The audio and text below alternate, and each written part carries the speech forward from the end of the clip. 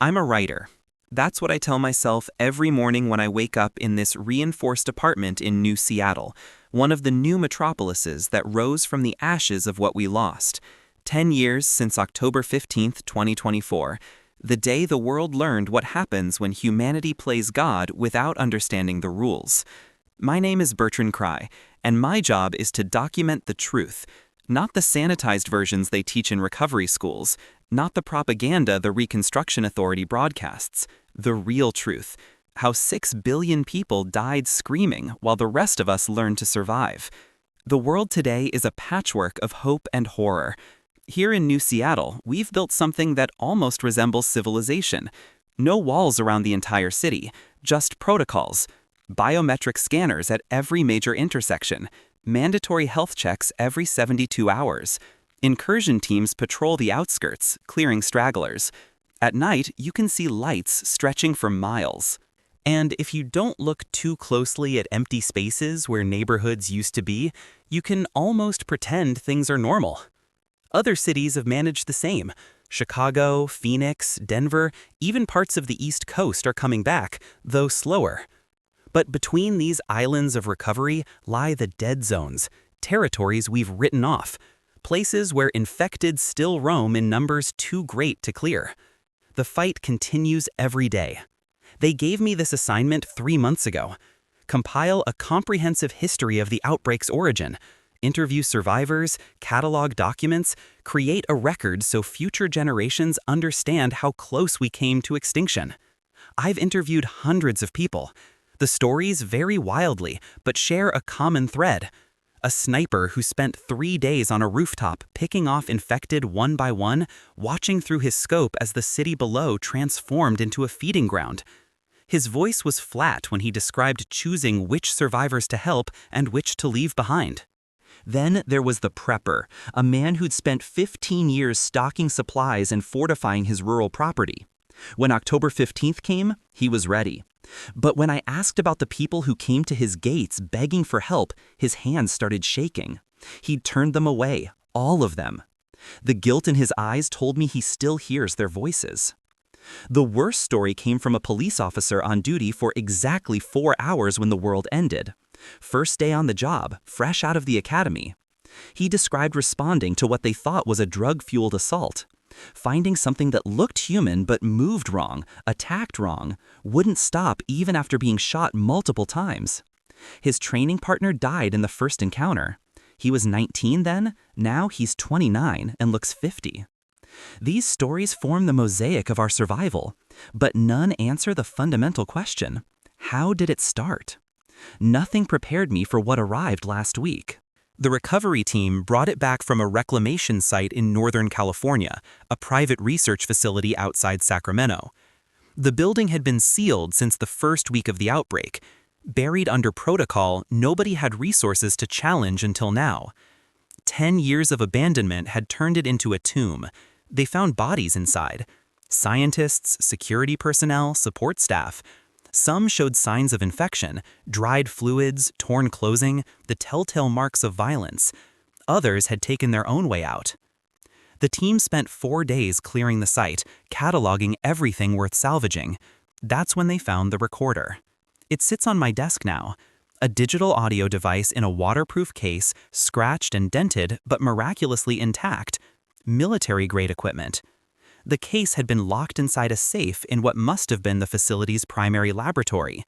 The safe itself had been barricaded behind an overturned desk, file cabinets, anything heavy. Someone had wanted this protected. The recovery team leader handed it to me with a strange expression, something between reverence and dread. "You need to hear this," she said. Lieutenant Carson, a woman in her early 30s who'd spent the last decade killing infected. 3 parallel marks ran down her left forearm, faded but still visible. We've heard some of it, not all, but enough to know it's important, enough to know it's going to hurt. I asked what she meant. She just shook her head and left the recorder on my desk, walking out without another word. The recorder contains 47 audio logs, not all intact. Water damage, corruption, time has eaten away portions of the data. Our tech specialists have been working to recover what they can, running files through reconstruction algorithms. Some files are simply gone, leaving gaps in the timeline, like missing teeth in a skull. I've spent the last week preparing, reading preliminary reports, learning everything about the facility, its staff, its purpose. The lab belonged to Helix Biosolutions, a private medical research company with contracts from governments and pharmaceutical corporations worldwide. Their specialty was regenerative medicine, finding ways to repair damage the human body couldn't fix on its own. The director of their neurodegenerative research division was Dr. Brian Zay, 42 years old, published extensively, brilliant, according to his colleagues, obsessed, according to others. He'd been with Helix for 8 years, producing results nobody else could match. He also had an 8-year-old daughter named Claire. I learned about Claire from personnel files. She was listed as having Batten disease, a degenerative condition that destroys the nervous system. Progressive, fatal, no cure. The file noted that Dr. Z had requested special consideration for his work schedule to accommodate frequent medical appointments. Several colleagues had raised concerns about his emotional stability, suggestions that his personal situation was affecting his professional judgment. Those concerns were dismissed. Dr. Z was too valuable to lose. The preliminary reports suggest he was using his position to develop a treatment, not just for Claire, but for hundreds like her. The logs apparently document his progress, his setbacks, his increasingly desperate attempts to save his daughter before time ran out. They also document what happened when he succeeded. I'm sitting at my desk now, headphones on, finger hovering over the play button. 9:30 at night. The city hums beyond my window. Generators, traffic, the background noise of civilization trying to remember how to function. In the distance, a siren wails briefly before cutting off. Standard patrol response. The recorder screen shows the first file, Log 01, June 12th, Wave. 6 months before the collapse. 4 months before October 15th became the date that divided human history. I take a breath and I press play. Static fills my ears. Then a click and a voice emerges. Male, educated, exhausted. This is Dr. Brian Zay, Director of Neurodegenerative Research, Helix Biosolutions Sacramento Facility. The date is June 12, 2024. Time is 11:47 p.m. I'm beginning this audio journal to document the progress of Project Echo, an experimental treatment protocol for degenerative neurological conditions. His voice carries weight, conviction. This is a man who believes in what he's doing with every fiber of his being. The project has been approved by the Ethics Board and has received conditional authorization from the FDA under compassionate use protocols. We have 300 volunteers from 17 countries, all suffering from conditions classified as terminal or severely debilitating. The diversity of cases is essential. We need to understand how the treatment responds across different pathologies. Huntington's disease, ALS, multiple sclerosis, Parkinson's, various forms of dementia, and several rare conditions that lack proper classification. A pause, papers rustling, the squeak of a chair. In the background, the hum of laboratory equipment.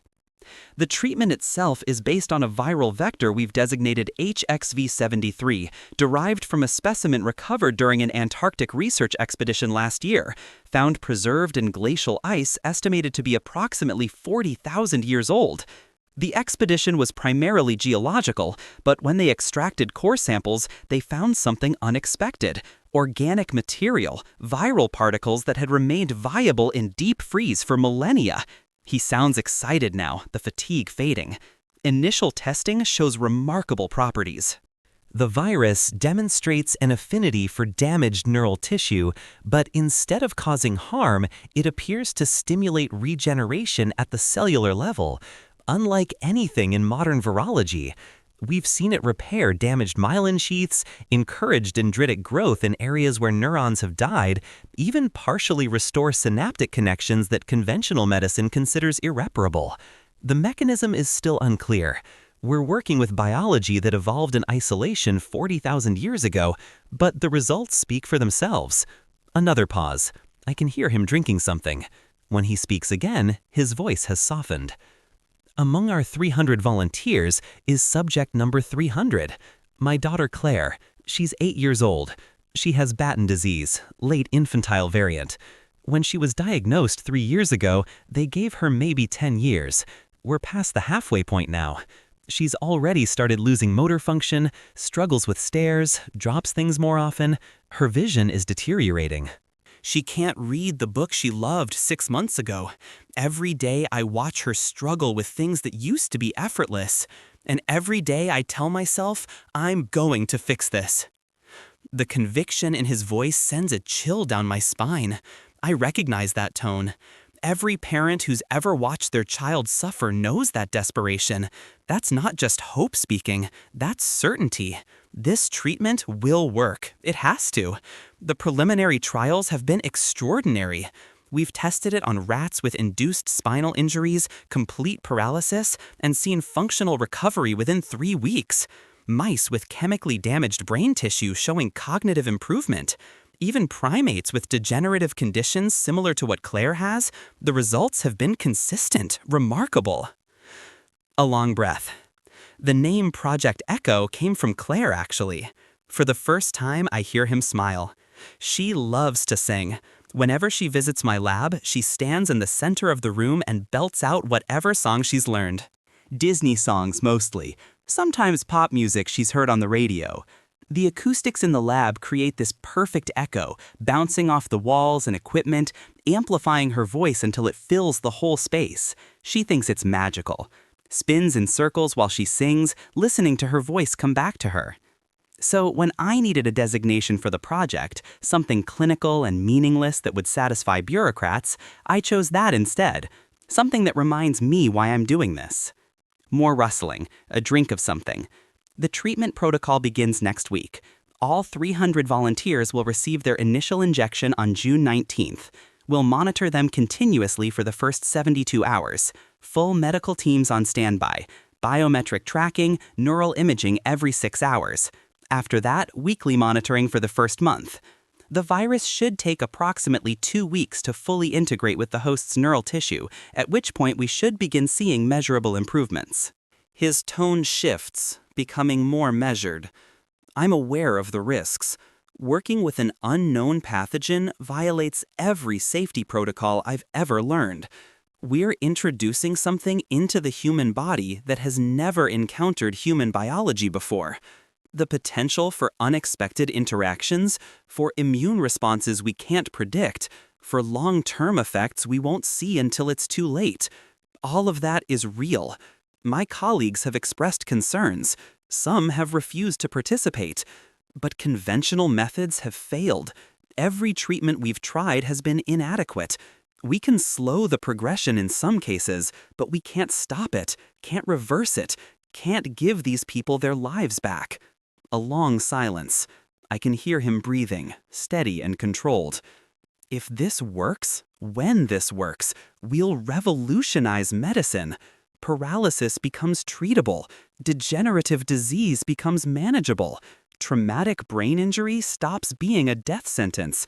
We'll give people back what they thought they'd lost forever. And Claire will get to grow up. She'll get to have a life beyond hospitals and treatments. She'll get to be normal. That's all I want, for my child to have a chance.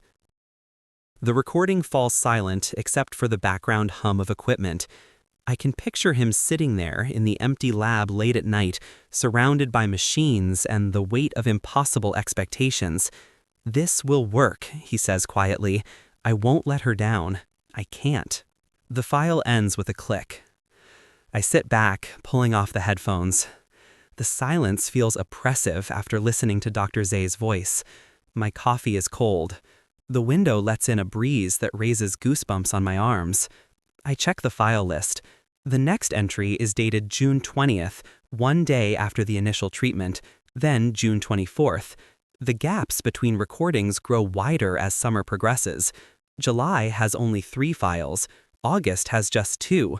Then nothing for 3 weeks before September files begin appearing with increasing frequency. The last recordings cluster around mid-October. 9 files between October 10th and October 15th. Several files show signs of corruption. The data recovery specialists have marked them with warning indicators. Some sections might be completely lost. The timeline I'm about to piece together will have holes in it. 46 more recordings, 46 more steps down a road that ends with civilization's collapse. I should stop here, process what I've learned, but I find myself staring at the screen, at the list of files, at dates that march inexorably toward October 15th. I'm already invested in Dr. Z's journey, already feeling the weight of knowing how this ends while he recorded these logs, still believing he could save everyone. I think about Claire, 8 years old, singing in her father's laboratory, never knowing she was subject number 300 in an experiment that would end the world, never knowing that her father's desperate love would succeed and fail in ways he couldn't have imagined. I think about Dr. Z working through the night, convinced his genius was enough to overcome nature and time. A brilliant man making terrible choices for the best possible reasons. I think about the 300 volunteers who trusted him, people from 17 countries, all suffering, all desperate for hope. Did they understand the risks? Did they have any idea their participation would make them the first carriers of a plague that would consume the world? Outside my window, New Seattle continues its fragile recovery. Lights burn bright. Patrols sweep the perimeter. Somewhere, an incursion team is fighting their way through infected, trying to reclaim another block. The fight continues because it has to. And I sit here with a recorder full of answers, about to learn the precise moment when everything went wrong. But not tonight. I need to stop. Need to step away before the weight of what's coming crushes whatever objectivity I have left. I'm a writer, supposed to document without judgment. But I can already feel my perspective shifting. I'm starting to understand Dr. Z in a way that makes me uncomfortable. I power down the recorder and remove my headphones, stand and walk to the window. In the distance, beyond the lights and protocols, the dead zones wait in darkness. Territories we've abandoned. Lives we couldn't save. Millions of infected still wandering in ruins, driven by nothing but base instinct and hunger. All of them connected back to this moment, to June 12, 2024. To a father who loved his daughter too much to accept the inevitable. Tomorrow I'll listen to more. Tomorrow I'll follow Dr. Z through summer as Project Echo unfolds. Tomorrow I'll hear the hope in his voice as the treatment works. Then the confusion as complications arise. Then the horror as he realizes what he's created. Tomorrow I'll learn exactly how 300 people became 6 billion corpses. Tonight, I just need to breathe. To remember that I'm alive, that humanity survived, that even after everything we lost, something remains worth fighting for. I press my hand against the cool glass and close my eyes. The worst is yet to come. Morning arrives with the city already awake. Diesel engines rumble below. Construction crews shout over machinery. New Seattle never stops. There's too much work, too much ground to reclaim. I barely slept. Every time I closed my eyes, I heard Dr. Z's voice.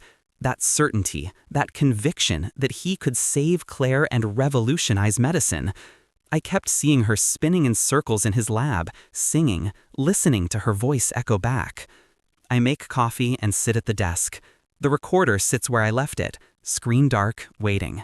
I need to know what happened after June 12th, how the patients responded, whether Dr. Z saw warnings he ignored, or if everything appeared perfect until it wasn't. I pull up the file list. Log 02 through log 09 span the weeks after the initial treatment. I open log 02 and press play. June 20th, 2024, 9:15 a.m. Dr. Z's voice sounds different, lighter, energized. 24 hours post-injection. All 300 subjects are stable. No adverse reactions reported. Vital signs normal across the board. Some patients reporting mild flu-like symptoms. Headache, slight fever, muscle aches, but nothing outside expected parameters. A pause, papers flipping. Claire slept well. No fever, no discomfort. She woke up asking for pancakes, which is more appetite that she's shown in weeks. I'm trying not to read too much into it. It's only been one day, but she seemed brighter this morning, more alert. I skip through the next few files.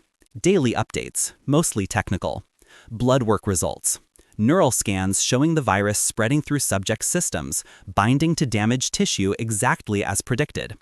Dr. Z's voice remains steady, professional, cautiously optimistic, but nothing dramatic. Not yet. Log 04, June 26th. 1 week post-treatment. All subjects remain stable. The virus has successfully integrated into neural tissue across the board. We're seeing preliminary signs of cellular activity in damaged regions. Nothing conclusive yet, but the scans show increased metabolic function in areas that were previously dormant. This is exactly what we hoped for in the early stages. A pause. Claire says her headaches are less frequent. Could be coincidence, could be placebo effect, but I'll take it. Every small improvement feels like a victory right now. Log 06, July 1st. 2 weeks post-treatment, still no adverse reactions.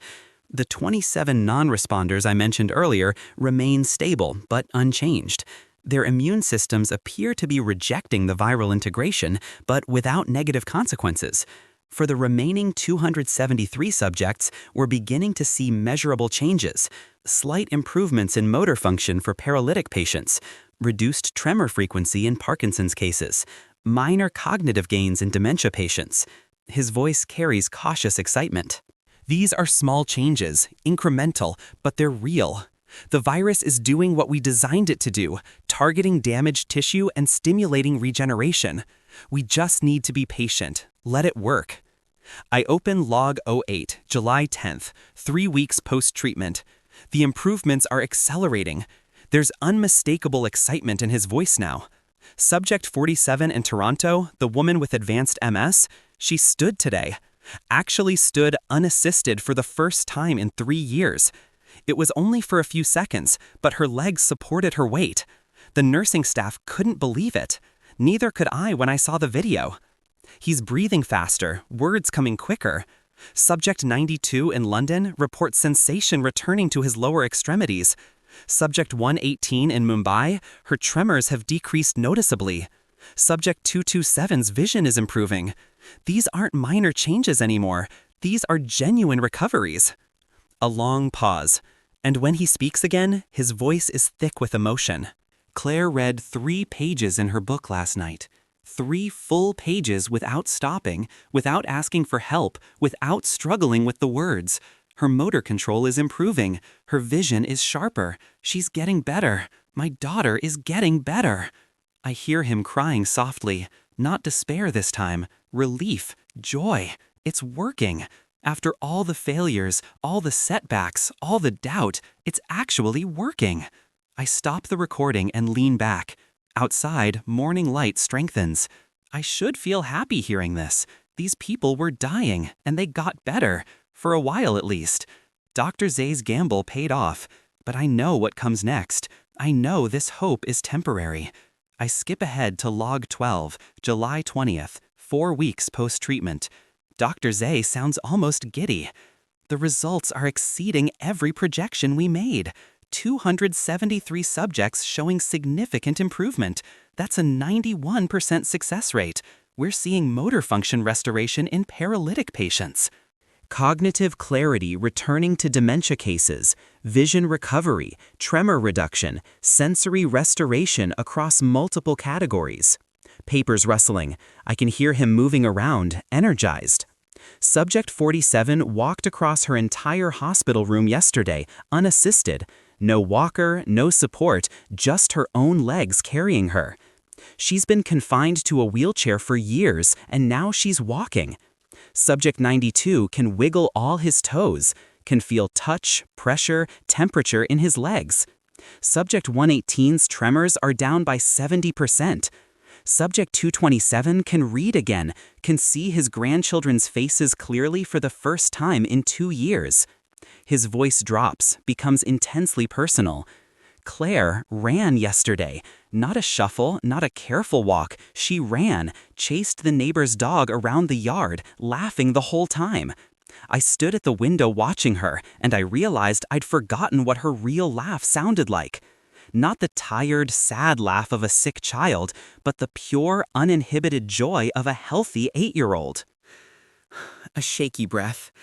She asked me yesterday if she's cured, if she gets to be normal now. I didn't know what to tell her. The honest answer is we don't know yet.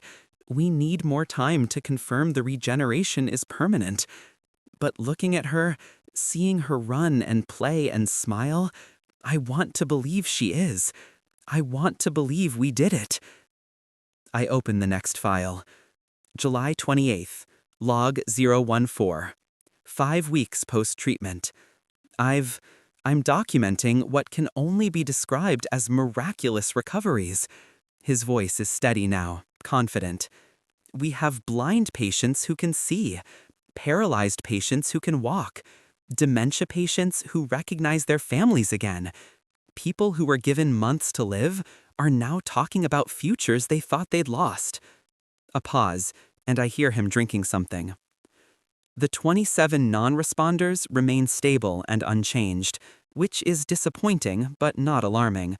But the 273 who responded positively are thriving. The international medical community is taking notice. We're fielding calls from research institutions, pharmaceutical companies, government health agencies. Everyone wants to know how we did it. Everyone wants access to our methodology.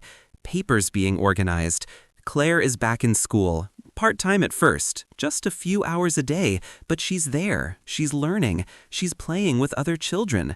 She came home yesterday and told me about a friend she made, a girl named Amy who likes the same book she does. Something so ordinary, so normal, and it made me realize how much we took for granted before she got sick. His voice softens further. The name Project Echo. I've explained this before, but it bears repeating because it's the heart of everything we're doing. Claire loves to sing.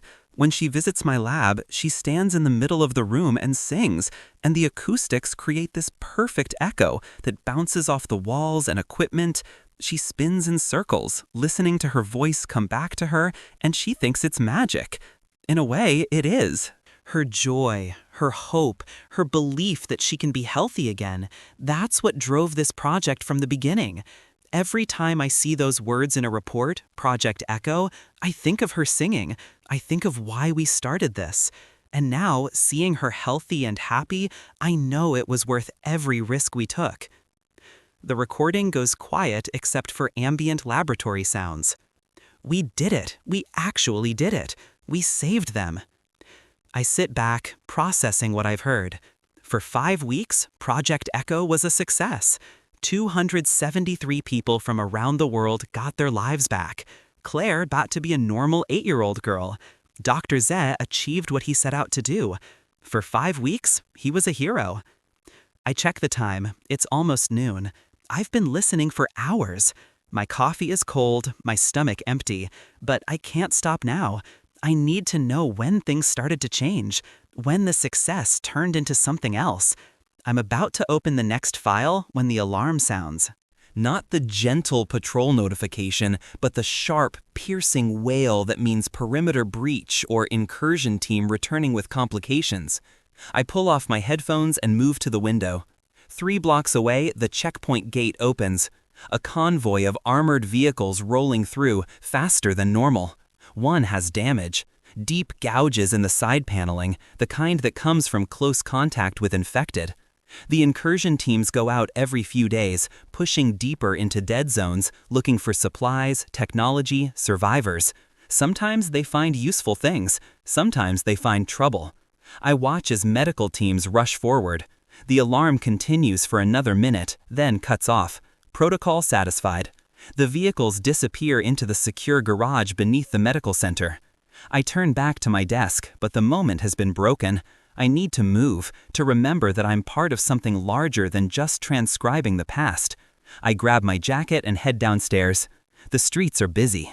People heading to work, construction crews, patrols moving through scheduled routes, everyone going about their business with practiced efficiency. I make my way to the medical center. The guard at the entrance scans my ID and waves me through. Inside, the scene is controlled chaos. The incursion team being processed, decontamination protocols, medical checks. I spot Lieutenant Carson near the triage area, armor still on, face streaked with grime. I wait until she's finished talking to a medical officer before approaching.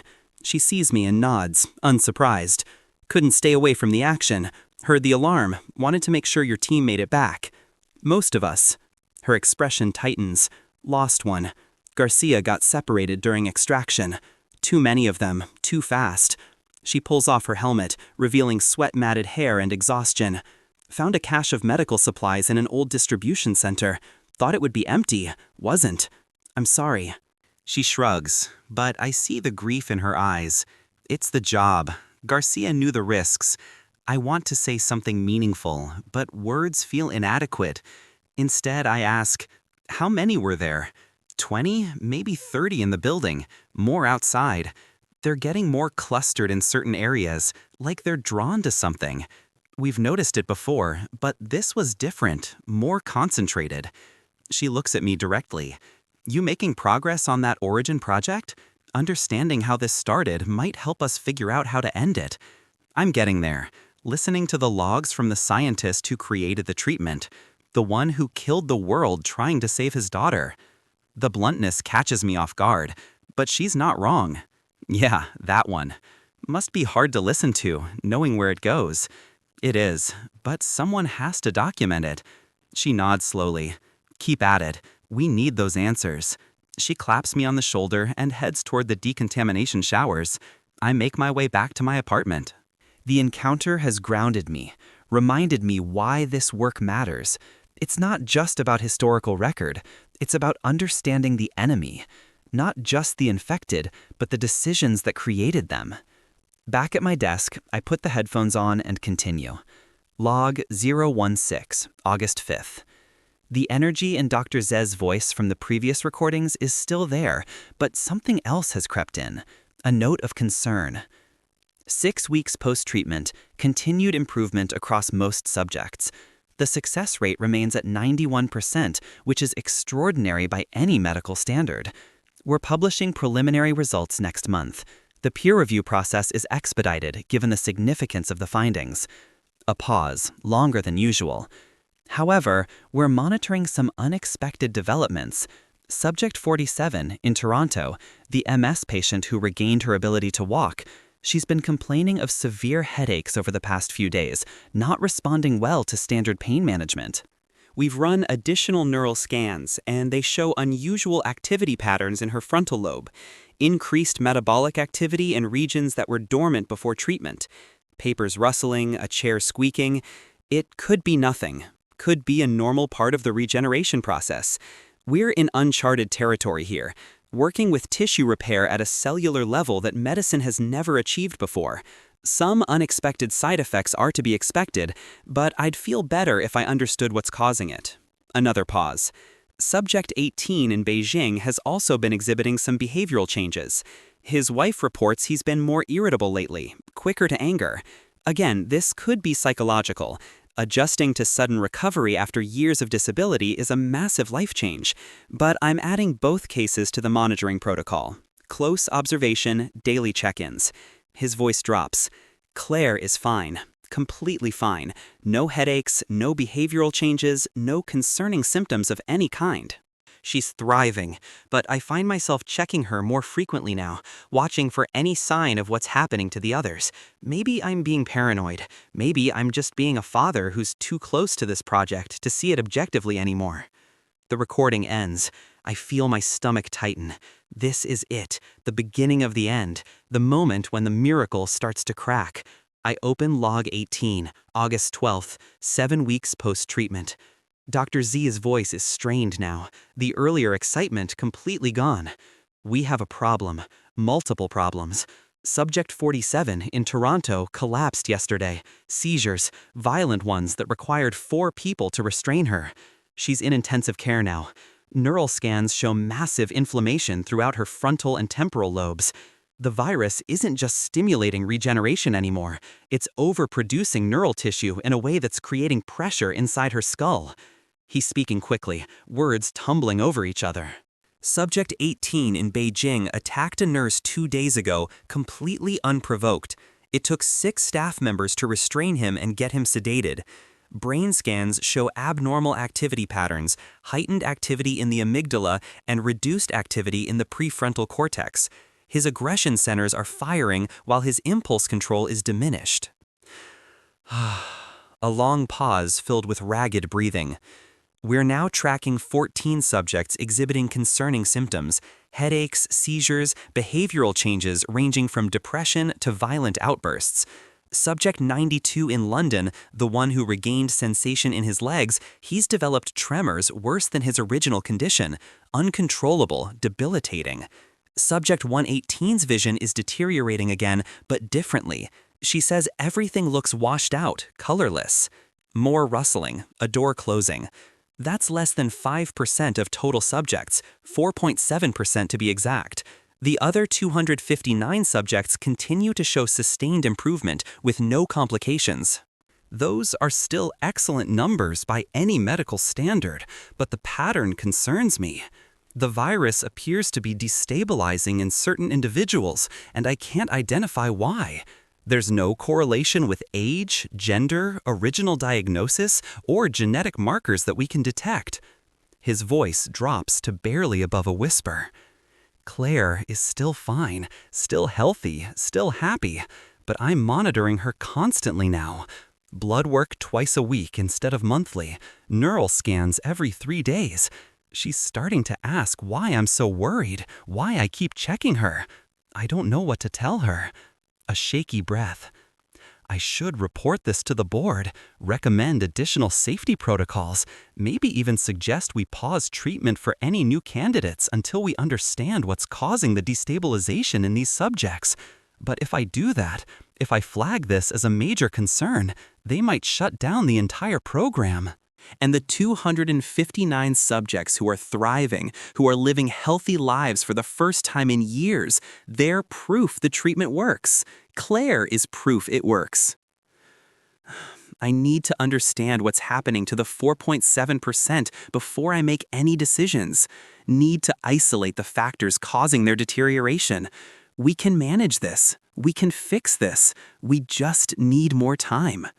The recording cuts off. I pull off the headphones and stand up. My hands are shaking. This is the moment I was dreading. The moment when Dr. Zay chose hope over caution. When he decided that the success of the 95% justified hiding the problems with the 5%. When he made the choice that would kill the world. I walk to the window. The sun is lower now. Afternoon sliding toward evening. The city continues below, unaware of what I'm learning. I should stop, process this, but I can't. I need to hear what comes next. Need to know how fast things deteriorated, how bad it got before he couldn't hide it anymore. I return to the desk and open the next file. August 19th, log 20, 8 weeks post-treatment. Dr. Zez sounds hollow, defeated. 31 subjects are now exhibiting severe complications. That's just over 10%. The virus is destabilizing faster than I anticipated. We've had our first fatality. Subject 47 in Toronto died this morning from cerebral hemorrhaging caused by uncontrolled tissue growth in her brain. A shuddering breath. Subject 18 in Beijing attempted to end his own life yesterday. He's in psychiatric care now, heavily sedated. Subject 92 can barely move anymore, can't speak clearly, can't perform basic motor functions. He's worse off than before treatment began. Papers being gathered. The sound of frustration. The pattern is becoming clearer. The virus has a life cycle. Initial integration provides genuine benefit for approximately 6 to 8 weeks. Then, in some subjects, it begins to destabilize. The regeneration becomes uncontrolled. Neural pathways that were repaired start deteriorating again, but differently, more aggressively. It's like the virus burns too hot, consuming the very tissue it was meant to heal. His voice cracks. I've informed the board, recommended we terminate the program immediately, quarantine all subjects for monitoring, begin working on treatment for the virus itself. They're convening an emergency meeting tomorrow, but I fear it's too late. Even the subjects showing no symptoms, they're all carriers now. The virus has integrated completely into their neural tissue. If it starts destabilizing in them the way it has in the others, he trails off, unable to finish the thought. Claire is still fine, still healthy, no symptoms, no regression, nothing that suggests the virus is destabilizing in her. But I look at her now, and I can't shake the fear, can't stop calculating timelines in my head. 8 weeks, that's when the first subjects started showing problems. Claire received her treatment on June 19th. 8 weeks puts us at August 14th. We're past that threshold now. Every day she remains healthy feels like borrowed time. Long silence except for his breathing. I did this. I created something that gave people hope, gave them their lives back, and now it's taking everything away. And I hid it. I saw the problems emerging, and I didn't report them immediately because I was afraid they'd shut us down. Because I was afraid they'd take Claire's recovery away before I understood what was happening. His voice drops to a whisper. I chose my daughter over 300 people, over everyone else, and now they're all going to pay for that choice. The recording ends. I sit frozen, staring at the screen. The weight of what I've heard settles over me like a physical thing. Dr. Z knew. He saw the problems emerging, and he didn't act fast enough. He chose to protect Claire's recovery, to give himself more time. And that delay cost everything. I check the file list. The entries from late August through early September are sparse, only 3 recordings spanning 3 weeks. Then the frequency increases dramatically. September has 8 files. October has 12, with the last 5 all dated October 15th. Whatever happened in those final weeks, Dr. Z documented it obsessively. I should stop here for today. I've heard enough. I've learned the crucial turning point, the moment when medical miracle became existential threat, the moment when one man's love for his daughter became humanity's doom. But I need to know what comes next, need to hear the rest of it. Tomorrow. I'll finish this tomorrow. I'll listen to the September files, the October files, the final entries from the day everything ended. Tonight, I just need to sit with what I've learned, with the knowledge that Dr. Z wasn't evil, he wasn't a monster. He was just a father who loved his daughter too much to let her go, who believed his genius could overcome any obstacle, who made terrible choices for understandable reasons, and because of those choices, 6 billion people died. I power down the recorder and walk to the window. The city lights are coming on, pushing back the darkness. Patrols moving through streets, life continuing because it must. Somewhere out there in dead zones we haven't reclaimed, millions of infected still wander, still hunt, still pose the threat that keeps us vigilant every moment of every day. All of them connected back to Dr. Brian Z and Project Echo. To a treatment that worked beautifully until it didn't. To 300 people who trusted medicine to save them and became patient zero in the zombie apocalypse. I press my forehead against the cool glass and close my eyes. Tomorrow, I'll hear the rest. Tomorrow, I'll learn exactly how the containment failed. How the infected spread, how October 15th, 2024 became the day the world ended. But tonight, I just need to remember that we survived, that humanity endured, that even after losing everything, we found a way forward. I take a deep breath and let it out slowly. One more day, one more part of this story. Then I'll know the whole truth. I wake before dawn, couldn't sleep. Every time I closed my eyes, I heard Dr. Z's voice. I chose my daughter over 300 people. The city is quiet at this hour, just generators and distant patrols. I make coffee and sit at the desk, staring at the recorder. Today, I finish this. Today, I learn exactly how the world ended. The remaining files cluster around September and October, sparse entries in early September, then increasing frequency, then October. 12 files spanning 15 days, with 5 recordings all dated October 15, 2024. I open log 22, September 3rd. The board has ordered immediate termination of Project Echo. Dr. Z's voice is flat, emotionless. All subjects are to be quarantined, no exceptions. Military protocols being implemented worldwide. The subjects spread across 17 countries are being isolated, secured in medical facilities under armed guard. A bitter laugh. They're calling it protective custody, but we know what it is: imprisonment. 83 subjects are now severely compromised, more than a quarter. Some dying, others are changing, becoming aggressive, not just emotionally, but physically violent. Keyboard typing in the background. The virus isn't just breaking down neural tissue, it's rebuilding it incorrectly, suppressing higher cognitive functions, reasoning, empathy, self-preservation, while enhancing primitive ones: aggression, predatory behavior, basic sensory response heightened to abnormal levels. He stops typing. They're becoming something else, not just sick, something different. Long pause. Claire is being taken into quarantine tomorrow. She doesn't understand why.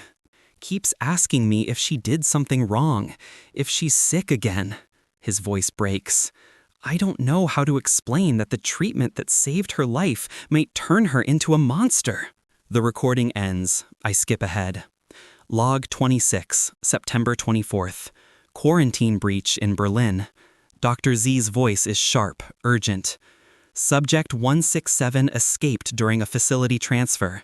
Injured 3 guards. Got out. Disappeared into the city. They found her 6 hours later in a residential neighborhood. She'd attacked 4 civilians before security neutralized her. A shuddering breath. The civilians she attacked are being quarantined and monitored. Bite wounds, deep scratches. We don't know if the virus is transmissible through bodily fluids. All our data suggested it required direct neural injection, not casual contact. But we never tested transmission through blood, saliva, infected tissue. Frantic typing. New protocols. Lethal force authorized for any subject who breaches quarantine. No more attempts at recapture. And if the virus is transmissible.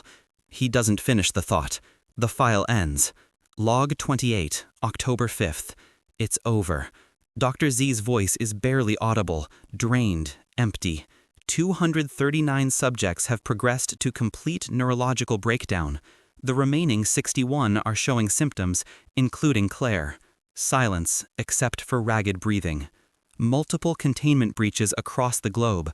Berlin, Toronto, Mumbai, Beijing, London. Facilities reporting subjects escaping or being released by staff who couldn't stomach keeping them imprisoned. Each breach creates new infections. The 4 civilians attacked in Berlin are sick now.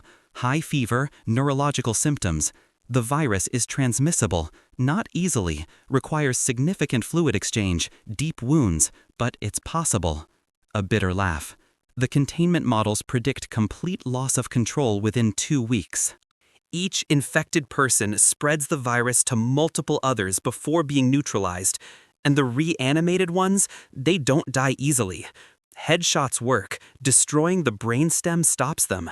But everything else, body shots, limb damage, they just keep coming, keep hunting, keep spreading. His voice cracks completely. Claire collapsed 3 days ago, violent seizures. When she woke up, she didn't recognize me during our video call, just stared at the screen with empty eyes. The facility doctors say she's entered the final phase. Days, maybe a week before complete breakdown. I hear something breaking, glass shattering. My daughter is dying, and after she dies, she's going to come back as something that isn't her, something that will hunt and kill and spread this plague I created. The recording ends with sobbing. I pull off the headphones. My hands are shaking. I wipe my eyes and open the next file. Log 30, October 10th. Dr. Z's voice is ragged, barely holding together. All containment has failed. Berlin fell completely 4 days ago. The infected from the facility spread through the city faster than anyone predicted. Military response was too slow. By the time they established perimeter, hundreds were infected, maybe thousands now. Sounds of chaos in the background, alarms, distant shouting. Toronto, London, Mumbai, Beijing, all reporting massive outbreaks. The exponential models were too conservative. Each infected person spreads to 3 to 5 others. And the reanimated ones, they're relentless. Don't feel pain, don't stop unless you destroy the brain. Just hunt and feed and spread the infection. His voice drops to a whisper. Claire died yesterday. I watched it happen on video call. Watched her fade away until there was nothing left. They terminated the connection before she came back. But the facility reported that she reanimated within minutes, that she's locked in isolation now with the others.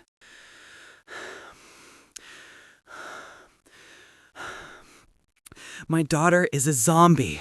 That's what they're calling them now. Zombies. And it's my fault. 6 billion people are going to die because I couldn't accept that some things can't be fixed. More sounds of movement, things being packed frantically. There's something else, an anomaly in the data. Subject 1, the first volunteer enrolled in the program, a 9-year-old girl from rural Oregon with a rare degenerative condition. She received treatment on June 19th. She was the first to show improvement and the first to destabilize. Became violent early. Attacked staff, was isolated in a secure wing. Papers rustling frantically. That was early September, 6 weeks ago. She should be dead by now or fully reanimated, but according to facility reports, she's neither. She's stable in her deteriorated state, not improving, not worsening, just existing, locked in a basement isolation ward, unchanged for 6 weeks. His voice speeds up, desperate. I don't know what makes her different, but if I could study her, understand what's keeping her stable when everyone else progresses to full reanimation, maybe I could develop a treatment. The samples from her case were lost in transit, never arrived. But she's still there, still in that hospital. A door opening, running footsteps closer. The facility is Mercy General Hospital in Ridgemont, Oregon, small town, interior of the state. She was isolated in the basement level on October 4th when her aggression became unmanageable. Patient 0, the first infected, the only one who didn't completely deteriorate. If there's a cure, it starts with her. Shouting closer now, something pounding on a door. They're in the building. The infected broke through the perimeter. I need to go. The recording cuts off abruptly. I sit frozen. October 10th, 5 days before the collapse. And in those final seconds, Dr. Zay gave us something. A location, a name. Patient 0. I check the remaining files. 5 recordings, all dated October 15th, 2024.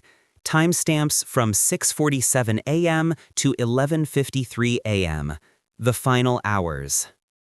I open log 31, October 15th, 6:47 a.m. This is Dr. Brian Zay. October 15th, 2024, 6:47 a.m. His voice is eerily calm. I'm recording from a supply closet on the 3rd floor of the Helix facility. The building has been compromised, infected everywhere. I can hear them in the corridors. Distant sounds, footsteps, something scraping against a wall. I grabbed essential equipment before the breach, samples, data drives, research notes. I sealed myself in here 20 minutes ago.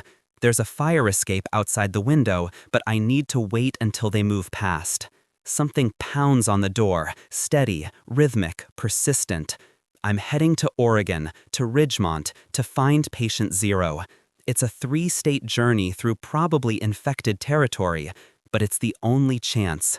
If I can study her, understand why she stabilized when everyone else fully reanimates, maybe I can synthesize a treatment. The pounding gets louder. If anyone finds this recorder, patient 0 is the key. Subject 1, 9-year-old girl, isolated in the basement level of Mercy General Hospital, Ridgemont, Oregon. Pediatric isolation ward, placed there October 4th. She's stable, different from the others. Study her, find the cure. I couldn't. The file ends with the sound of a window opening. Log 32, October 15th, 8:15 a.m. Made it out of the facility.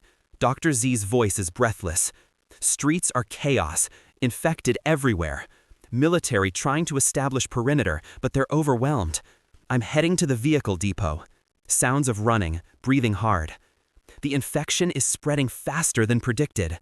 I'm seeing freshly turned individuals, people who were alive an hour ago, now reanimated and hunting.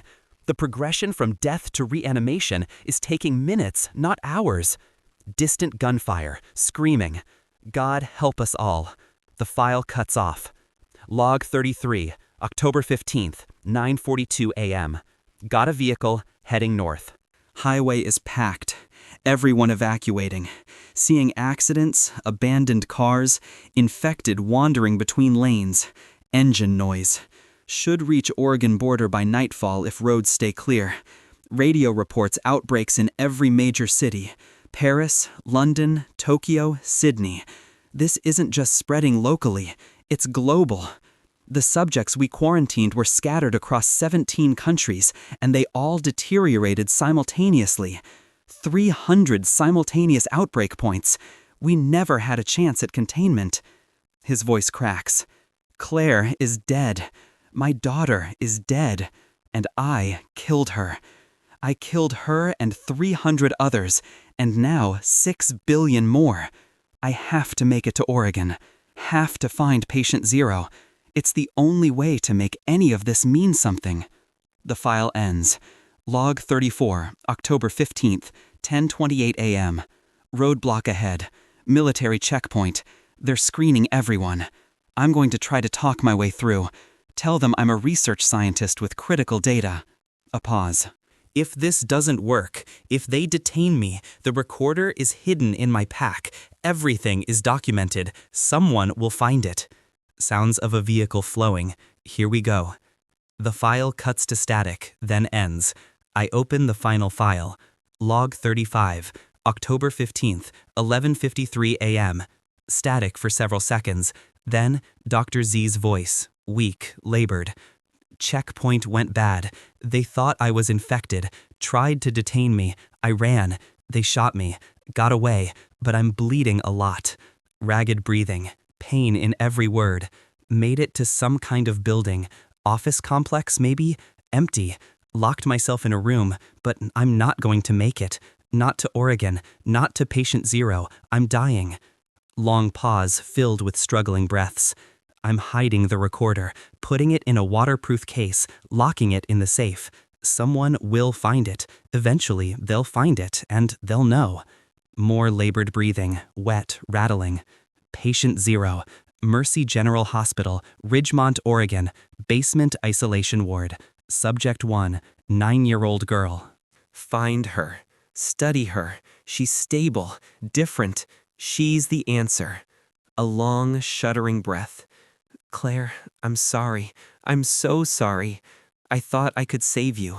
All I did was destroy everything. All I did was... The recording goes silent. Not cut off, just stops. 20 seconds of faint background noise. Then a soft thud, like something falling. The file ends. I sit perfectly still, staring at the blank screen. That was it. The last words of Dr. Brian Zai, the man who killed the world trying to save his daughter, who died in an empty building, bleeding out, having failed to reach the one person who might have held the answers. I pull off the headphones and stand, walk to the window. The sun is fully up now, New Seattle going about its morning routines, life continuing. And somewhere, 3 states away, in a town called Ridgemont, Oregon, in the basement of a hospital, there might be a girl, patient 0, the first infected, the only one who stabilized without fully reanimating. Still there, still locked away, still potentially holding the cure. I grab my jacket. The recorder goes into my bag along with all my notes. I need to get this to the Reconstruction Authority immediately. We've been fighting this plague for 10 years with no understanding of its origin, no hope of a cure. But now we have something, a lead, a location, a person who might answer every question. I head to the medical center, 6 blocks, walking fast, mind racing with everything I've learned. I reach the administrative wing, make my way to the upper floors where the Reconstruction Authority maintains offices. Director Marv is at his desk. He looks up as I enter. "You look like you've seen a ghost. I need to speak with you and Lieutenant Carson and anyone with authority to authorize a long-range incursion mission." He sets down his papers. "What did you find?" "The origin of the outbreak, patient 0, and a possible path to a cure." His expression changes. "Tell me everything." I pull out the recorder and my notes, spread them across his desk. Tell him everything about Dr. Brian Zay, about Claire, about Project Echo and the 300 subjects and the virus from Antarctic ice. About the girl in Oregon who might still be there, who might still hold answers. Marv listens without interrupting. When I finish, he sits back. "You're telling me there's potentially a stable subject isolated in a dead zone hospital 3 states away, and she's been there for 10 years? That's what Dr. Zay's final recordings indicate. He died trying to reach her. But if she's still there, that's a big if. 10 years is a long time. The hospital could be rubble. She could have been killed, could have deteriorated, could have escaped. I know. But what if she's still there? What if she's exactly what Dr. Zay thought she was? We've been fighting for 10 years with no progress beyond containment. This is the first real lead we've had." Marv is quiet for a long moment. Then he picks up his phone. "Get me Lieutenant Carson and assemble the tactical planning team. Conference room in 20 minutes. He hangs up and looks at me. "If we're doing this, we're doing it right. Full tactical team, best equipment. This will be a deep incursion into a red zone. High infected concentration, no support infrastructure, limited extraction options. Dangerous. I want to go with them." He raises an eyebrow. "You're not a soldier, you're a writer." "I'm the only one who's heard all of Dr. Z's recordings, who knows the full context, who understands exactly what we're looking for and why it matters. The team will need that knowledge." Marv studies me, then nods slowly. "All right, but you follow Carson's orders without question. You stay behind the tactical team, and if she tells you to run, you run. Understood?" "Understood." 20 minutes later, I'm in a conference room with Lieutenant Carson, tactical team leaders, medical personnel, and logistics coordinators. Marv projects a map of Oregon on the wall screen. Ridgemont, population 12,000 before the outbreak. Interior, Oregon, approximately 240 miles from our position. Red zone classification, no known survivors, high infected density. He highlights a building. Mercy General Hospital, 3-story structure. Basement level contains isolation wards. Target is potentially located in pediatric isolation, 9-year-old female. Subject 1 from Project Echo. Isolated October 4th, 2024. Lieutenant Carson leans forward. "What's the objective?" "Retrieval if possible," Marv says. "We need her alive or intact enough for tissue samples. Medical is preparing containment equipment. Primary objective is confirmation. We need to know if she's still there." One of the team leaders speaks up. Timeline. Prep starts today. Full briefing tomorrow morning. Wheels up at dawn the day after. 3 days transit, 2 days on site, 3 days return. 8-day mission total. Carson nods. "I'll need full ammunition loads, medical supplies, portable containment units, at least 2 extraction vehicles. You'll have everything." Marv looks at me. "Bertrand goes with you. He's the subject matter expert on Project Echo. He'll be your consultant in the field." Carson's expression doesn't change. He stays behind the line at all times. No heroics. Agreed. The meeting continues for another hour. Details, logistics, contingencies. I listen and take notes, but my mind is already in Oregon. Already imagining that hospital, that basement, that girl. Patient 0, the first infected. The only one who stabilized. The key to everything. When the meeting ends, Carson pulls me aside. "You sure about this? Going into a red zone isn't like listening to recordings." "I'm sure." She studies my face. You've never been in combat, never faced infected up close. No, but I've spent 3 days listening to the man who created them. I know more about this virus than anyone alive. And they're not going to Oregon. She nods slowly. All right, but when we're out there, you do exactly what I say. If I tell you to hide, you hide. If I tell you to run, you sprint. Understood? Understood. She claps me on the shoulder. Get some rest. Next few days are going to be intense. I leave the medical center and head back to my apartment. The city continues around me, unaware that we might be on the verge of something historic, that we might finally have a path to ending this plague.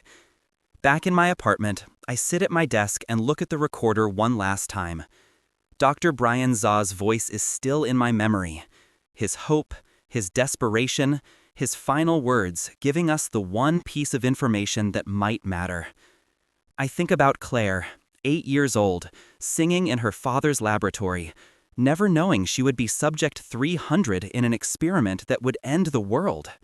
And I think about the other girl, the one in Oregon, subject 1, patient 0, 9 years old when she was infected, 19 now, if she's somehow still alive or still something.